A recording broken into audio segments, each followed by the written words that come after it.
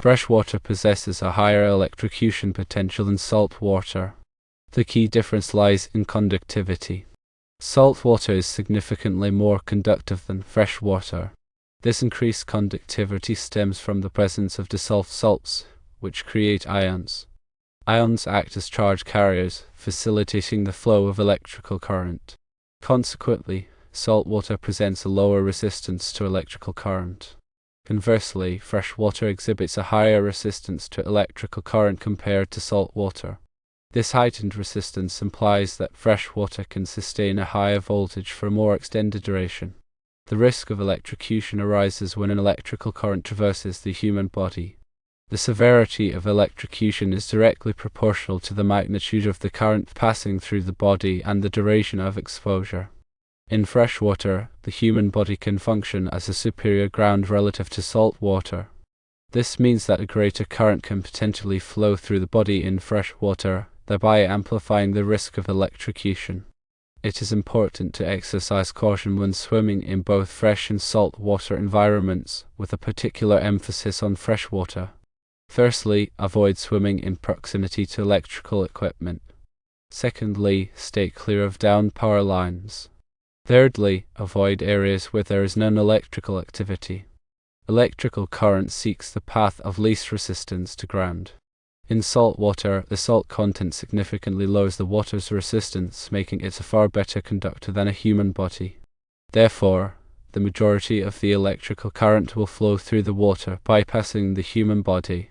In fresh water, the water's resistance is much higher, more closely matching the resistance of the human body. This means that a more significant portion of the electrical current will flow through the person, increasing the risk of serious injury or death. Consider a scenario involving a faulty electrical wiring on a dock. In salt water, the current will largely dissipate into the water surrounding the dock, following the path of least resistance. The voltage gradient will decrease rapidly with distance from the source. However, in fresh water, the current is less likely to dissipate quickly into the surrounding water. Instead, a larger percentage of the current might find its way through someone in the water, because the water is not as good of a conductor. The human body becomes a more attractive path for the electricity to reach ground. Therefore, the voltage gradient around the source decreases more slowly in fresh water, creating a larger area of potential danger. In an ideal scenario, all electrical systems are properly grounded and protected by ground fault circuit interrupters, known as GFCIs. GFCIs are designed to detect even small imbalances in current and quickly shut off the power, preventing electrocution. However, GFCIs can fail, or they may not be installed correctly. Even with GFCIs, it's crucial to be aware of the increased risk in fresh water and to take appropriate precautions. The difference in conductivity is due to the presence of ions in the water.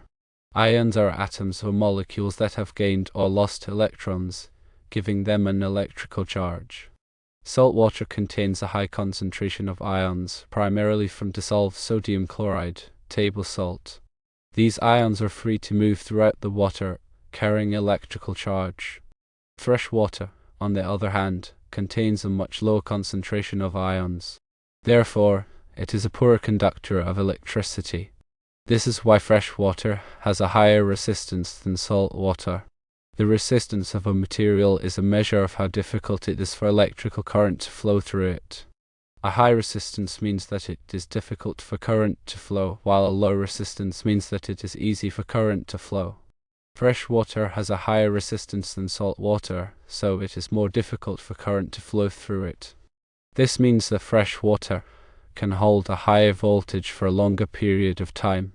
When an electrical current passes through the human body, it can interfere with the body's normal electrical signals. This can cause a variety of effects, including muscle contractions, burns, cardiac arrest, and death. The severity of the effect depends on the amount of current that passes through the body and the duration of exposure. Even a small amount of current can be dangerous, especially if it passes through the heart.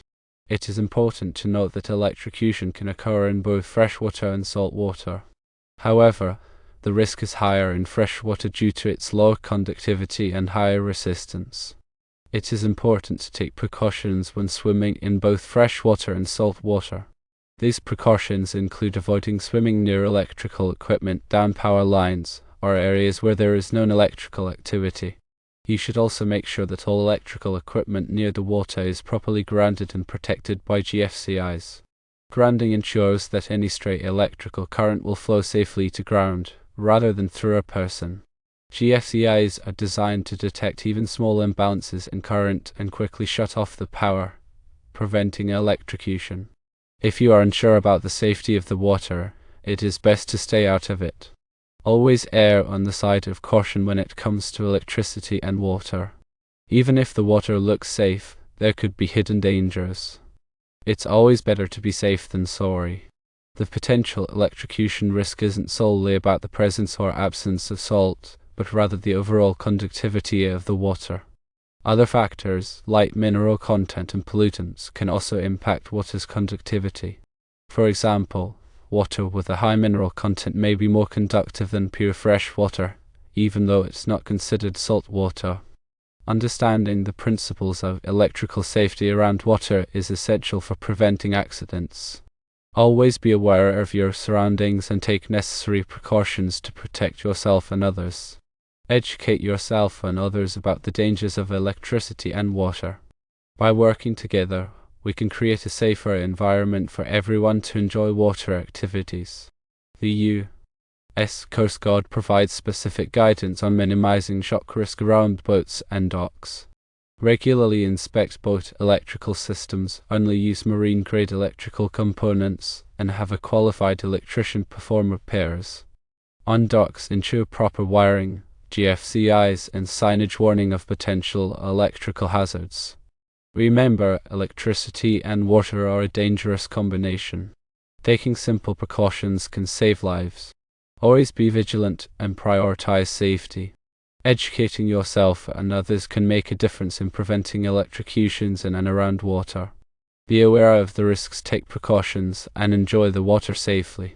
Electrical accidents can occur in any body of water, but fresh water's high resistance can make it a more dangerous conductor in certain situations. Exercise caution and awareness whenever you're near water and electricity. Firstly, make sure you understand the difference between salt and fresh water's conductivity. Secondly, understand the dangers of electricity around water. Thirdly, always be aware of potential electrical hazards when swimming. Fourthly, never swim near docks or boats with faulty wiring. Fifthly, note that fresh water's high resistance can increase electrocution risk. Sixthly, remember that electrical current seeks the path of least resistance. Seventhly, note that salt water is a better conductor than fresh water. Eighthly, recognize that a human body can be a path of least resistance in fresh water. Ninthly, remember that GFCIs protect against electrical shock. Tenthly, understand that GFCIs can fail, so awareness is essential. 11th, remember that electrocution can occur in both fresh and salt water. 12th, always err on the side of caution around water and electricity. 13th, properly ground electrical equipment near the water. 14th, regularly inspect electrical systems near the water. 15th, look out for warning signs around docks and swimming areas. 16th, make sure you and others understand electrical safety. 17th, never dive into water if you suspect electrical hazards. 18th, if someone is being electrocuted, don't touch them. 19th, immediately call for emergency help if someone is being electrocuted. 20th, educate others about the risks of electricity and water.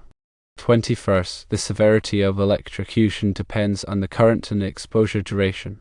22nd, even a small amount of current can be dangerous. 23rd, never assume that water is safe, even if it looks clear.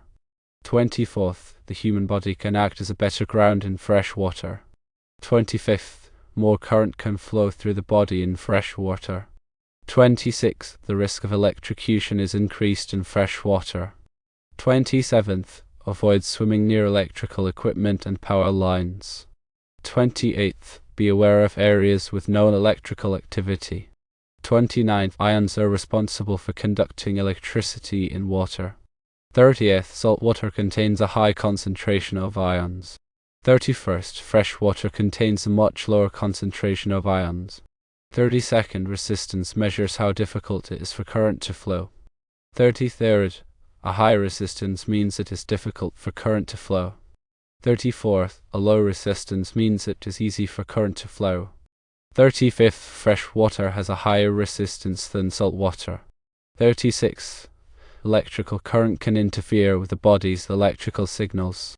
37th, this can cause muscle contractions, burns, or cardiac arrest. 38th, the U.S. Coast Guard offers guidance on minimizing shock risk. 39th, always use marine-grade electrical components on boats. 40th, have a qualified electrician perform boat electrical repairs. 41st, ensure proper wiring on docks. 42nd, install GFCIs on docks. 43rd, put up warning signs on docks. 44th, always prioritize safety around electricity and water. 45th, inform yourself of the risks and take precautions.